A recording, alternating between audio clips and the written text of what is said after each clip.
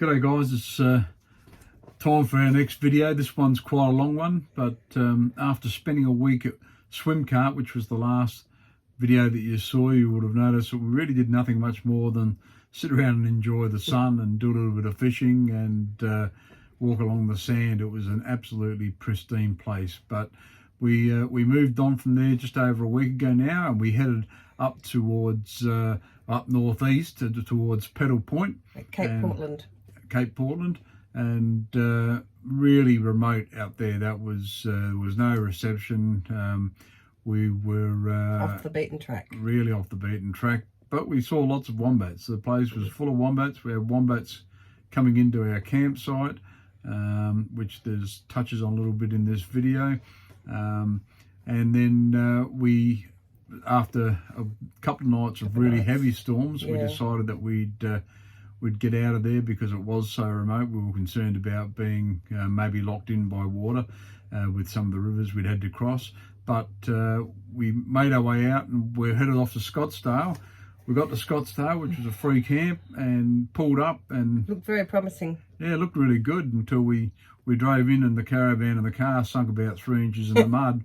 And we figured it probably wasn't going to be the ideal place with the dog running in and out, and yeah, it was not real good at all. So anyway, we gave that the flick and we moved down to Lilydale, which was another free camp, which ended up being nothing more really than a car park. So at the last minute, getting late in the afternoon, we decided to head into Launceston and stayed in the caravan park for 5 days. So good opportunity for us to recharge the batteries on the caravan, get the shopping and that sort of done. Yeah, washing all up to date, because I'd run out of my 2 pair of undies about a week and a half before.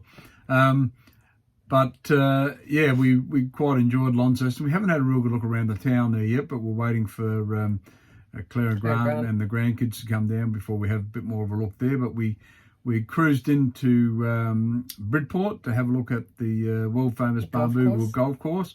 Now I'm playing a chap called Mike Howard, aka the Rooster, and Grant there in a couple of weeks from today, I think it is, or from yesterday, and really looking forward to it.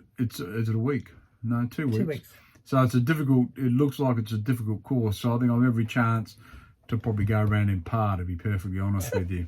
But we'll see how that all unfolds, and no doubt when you get to see the footage of that, you'll get to see the exact results of exactly how it turned out and the scores and who won or how I won, if we really just want to be honest about it. Yeah. Anyway, when we were at Launceston, we decided that we wanted to go up and have a look at Beaconsfield. As anyone in our generation will know, Beaconsfield is where the mine disaster occurred back in 2006, Anzac Day 2006, where a couple of blokes were trapped in the mine, and unfortunately one person died in a rock fall there. We didn't get the photos of it. I don't know why, because I think we got so immersed by the whole thing. They actually have a recreated cage, which the 2 miners was Bryant and Webb were caught in, and so they're actually inside a cage. Todd Russell and Grant Webb. So they're actually in a cage, and I don't know if that was a safety cage that was in one of the routes. I don't think it was actually part of the lift itself. So it's very small. But anyway, there was 2 men, and they were both reasonable sized gentlemen, stuck in this thing for 16 days, near enough, and and half of it had filled with rocks. So we're talking about 2 men, 2 people sitting as close as what Libby and I are right now, because that's really honestly all the room that they had. 1.2 metres square or something? 1.2 metres square. And they were there for 16 days. Now, apparently they were singing, when they were first, I realised that were people alive, they were singing Kenny Rogers' The Gambler. So I heard them singing. They one of the blokes actually, and I'm sorry I can't recall which one it was, Libby will probably remember, had to actually, where the cage had collapsed on one side, he actually had to dig the other man out of that. So effectively half the cage was gone. I think Todd Russell was the one that was okay, and I think Grant Webb was stuck under a collapse, and he was dying the other guy had to just pull him out on his own. Yeah, get he all the had rocks to off of him. move the rocks, and he had no room to move them into. So, it's quite an amazing story. They blasted down and put like a tube down to feed them. After they identified they were there. Yeah, and then they put a telephone down there for them, and so they were in contact with them the whole time after like 24 hours or something. I think it was about 36, 48 hours. They found them, yeah. But anyway, they were down there for 15 days. There's plenty of detail in the video, and it's to read. Half an hour, so there's a lot of reading. So for those that hate reading, stiff shit. Yeah. If those that like to read, and if it's not quite long enough for you, Brad, please just press the pause button and have a look, because the information is quite incredible, and not only about that mine disaster itself, but just the history of the gold mine from 1904, I think it was established. Yep. So yeah, have a good look at that. I hope you enjoyed that. That really was interesting. On the way back from Beaconsfield, it was getting a bit dark. We stopped in at the Matthew Brady Lookout. Yeah, just outside Launceston. He was another convict. I think he came from Leicestershire, from memory. Stealing food. Got 7 years. Got like 350 lashes in his time. 350 lashes in his time. I don't know why they named a lookout after him. It doesn't explain. Well, because he and his men were up there. That's where they sought refuge when they were evading the constabulary, and it mentions that they a couple of times tried to commandeer boats in that harbour so that they could sail back sail away from wherever they were. But he should have built one on Sarah Island. Well, he did spend time in Sarah Island. I know, but he should have taken one from there. They were building them. But anyway, he died at the age of 27 and had an incredibly full life. But it's so sad, and you think about today's society that, you know, we let people just about get away with murder. You know, 10 years for murder, and this guy got 7 years for stealing food. You know, not just around the corner in the local penitentiary. You're going to get shipped to the other side of the world. So maybe the pendulum's just swung too far in the other direction now, but that's just my personal point of view. Anyway, we'll leave you with it. Have a good look at the video. Hope you enjoy it. As I said, it is fairly lengthy, but it is what it is. It is. All right, guys. We are Greying Nomads Australia. Like, subscribe, and share. Keep watching. Bye. Bye, guys.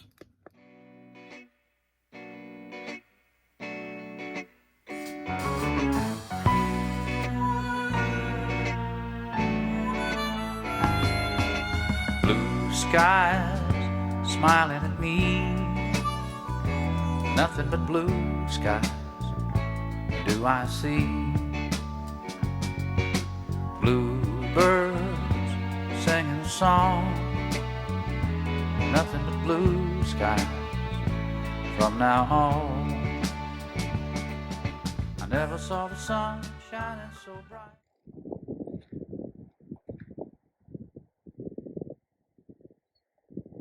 Hello, Mr. Wombat. Living just outside my camp. Oh no, he's scared. Scared him. Oh good. Keep eating. I won't come any closer.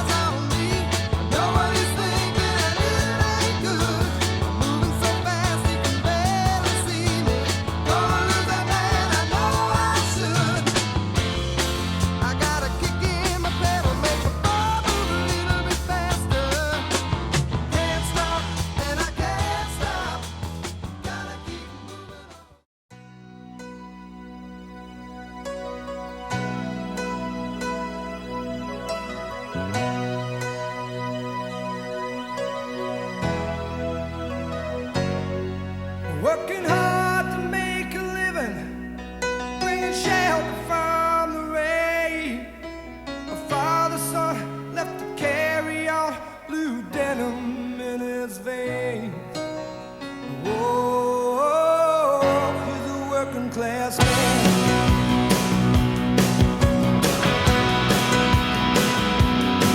Well, he's a steel-time disciple. Well, he's a legend of his kind.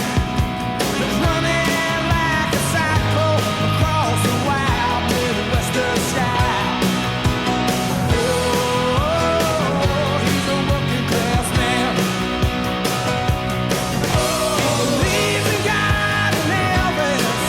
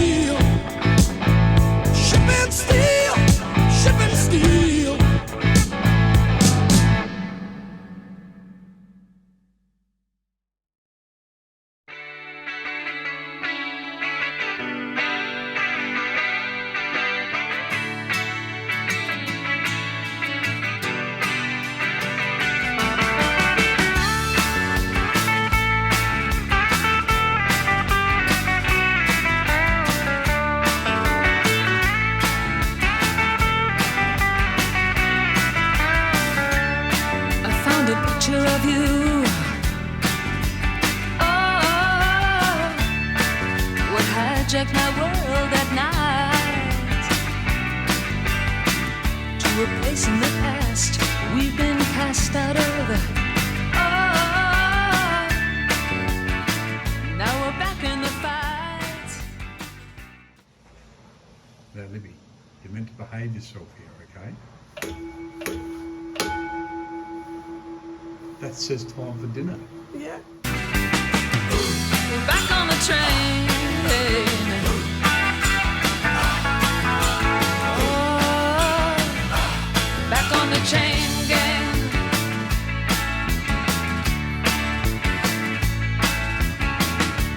Circumstance beyond our control. Oh, the phone, TV, and the news of the world got in the house like a pigeon from hell. Oh, through sand in our eyes and descended like flies. Put us back on the train.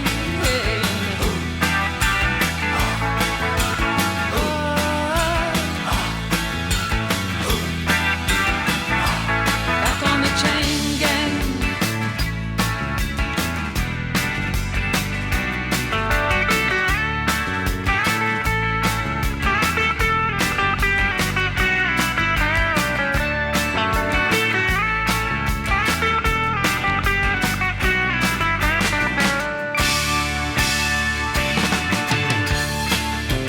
Powers that be,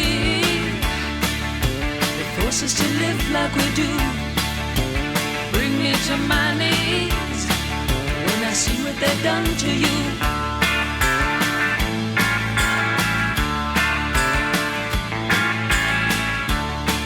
But I'll die as I stand here today, knowing that deep in my heart they'll fall to ruin one day for making us part.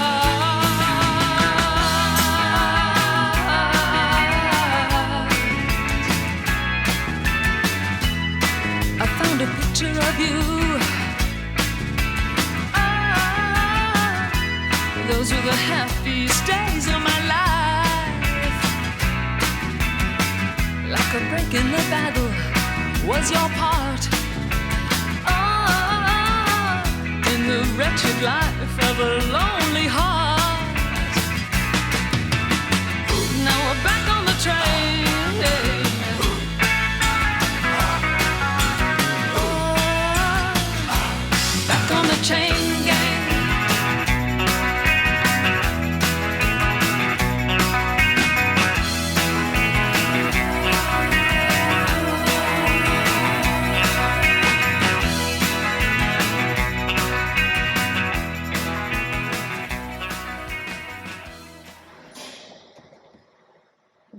Mining's just not that hard. I've been a miner, no problems at all.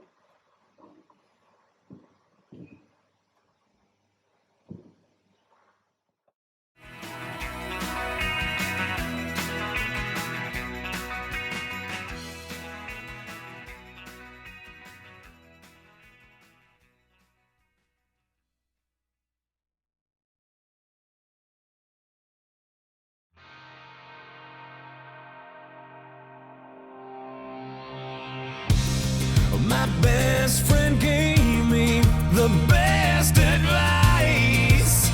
He said each day's a gift and not a given right. Leave no stone unturned, leave your fears behind, and try to take the path less traveled by.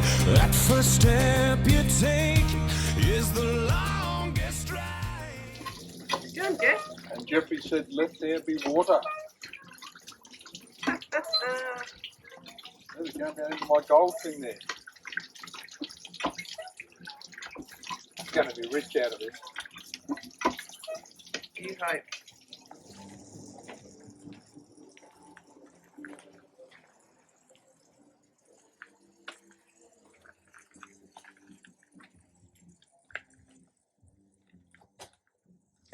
Imagine living in something this small. The floor. There's your bed. There's your Bible.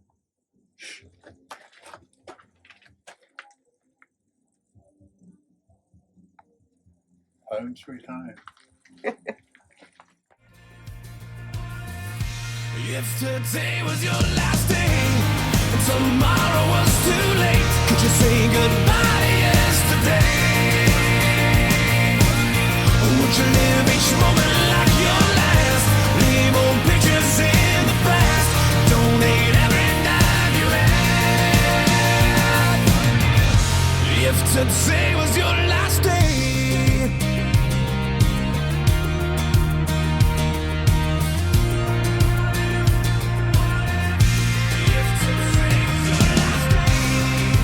Against the grain should be a way of life. What's worth the prize is always worth the fight. Every second counts, 'cause there's no second try. So live like you've never lived it twice. Don't take the free ride in your own life. If today was your last day and tomorrow was too late, could you say goodbye to yesterday? Or would you live each moment like your last? Leave old pictures in the past. Donate every dime you had.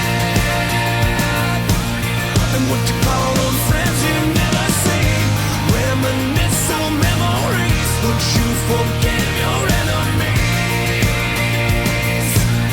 And would you find that one you're dreaming of? Swear up and down to God above that you'd finally fall in love.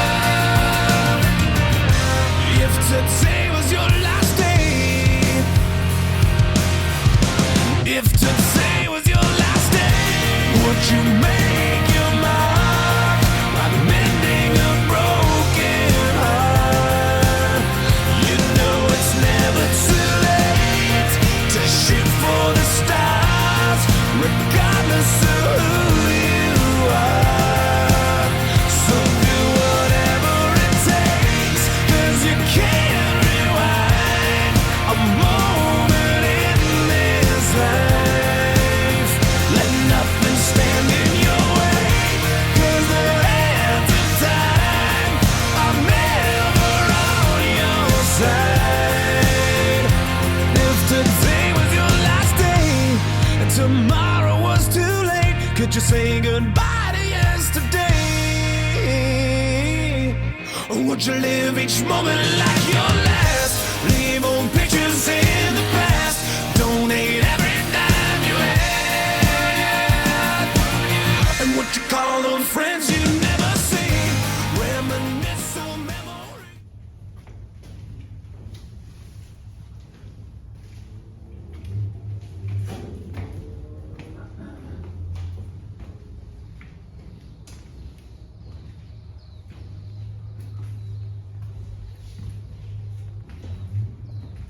Obviously the conveyor to carry the ore. Would you forgive your enemies? And would you find that one you're dreaming of? Swear up and down to God above that you'd finally fall in love. If today was your last day.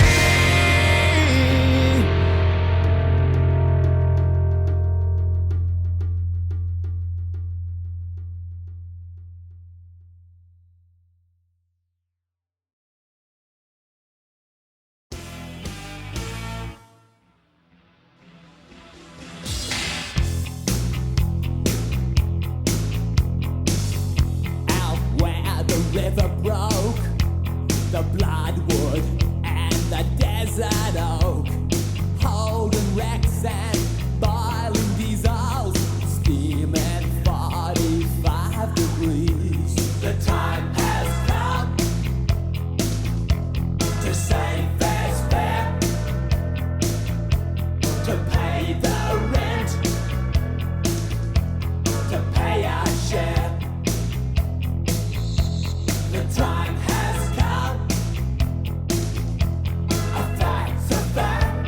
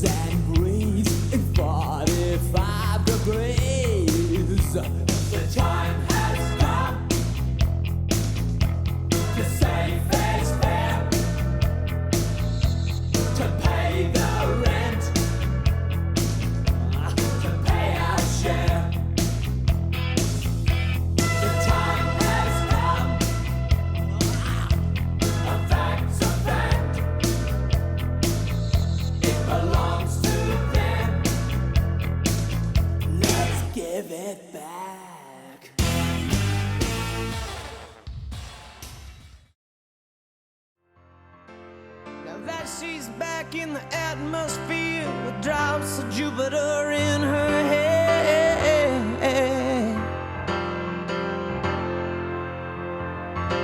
She acts like summer and walks like rain, reminds me that there's a time to change.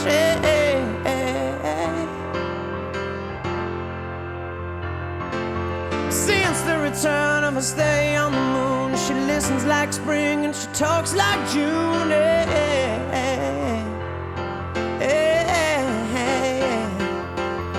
But tell me, did you sail across the sun? Did you make it to the Milky Way to see the lights all faded and that heaven is overrated? Tell me, did you fall for a shooting star?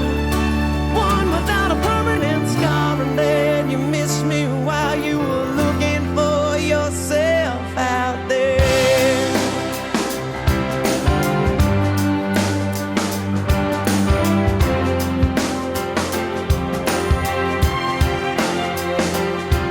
Now that she's back from that soul vacation, tracing her way through the constellation.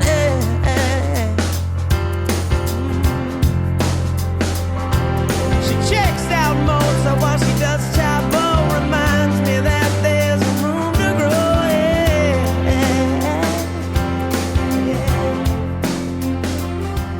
Now that she's back in the